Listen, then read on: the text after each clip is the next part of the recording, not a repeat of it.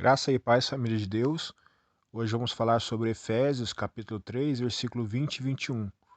Ali onde Paulo registra algumas palavras quando escreve a essa igreja de Éfeso. Ele diz o seguinte na sua oração feita àquele povo, dizendo o seguinte: Aquele que é poderoso para fazer infinitamente mais do que pedimos ou pensamos. Ele se referindo ao Senhor o nosso Deus. Ele diz que, segundo o seu poder que em nós opera, a Ele glória na Igreja para sempre. Observe que Paulo está dizendo que ao Senhor devemos dar glória por causa do poder dele que em nós opera. E esse poder ele faz em nós muito mais do que pedimos ou pensamos.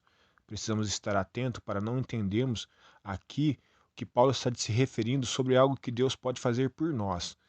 Apesar de que fato é que Deus sempre faz por nós muito mais do que pedimos ou pensamos, muito mais do que também merecemos. Mas nesse texto ele está falando de um poder que em nós opera. Não está falando de um poder que opera em nosso favor, mas um poder que atua em nós, que nos transforma a cada dia mais a imagem e semelhança do Senhor.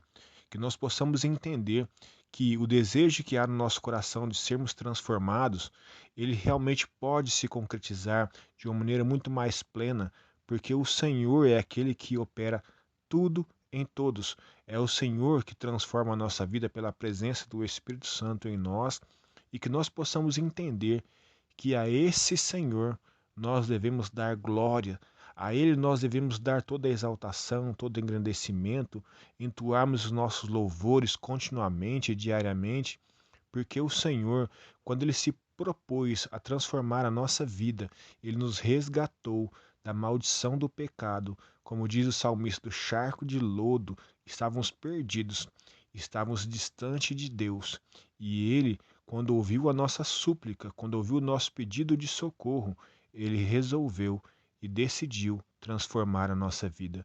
Ele transforma o nosso espírito, transforma nossas emoções, a nossa alma, transforma a nossa mente e nos faz segundo a imagem e semelhança do Senhor, porque esse é o propósito. É para isso que Ele nos escolheu e nos chamou, para nos levar de volta àquela primeira imagem que temos ou que tínhamos quando fomos criados, a imagem e semelhança do nosso Criador.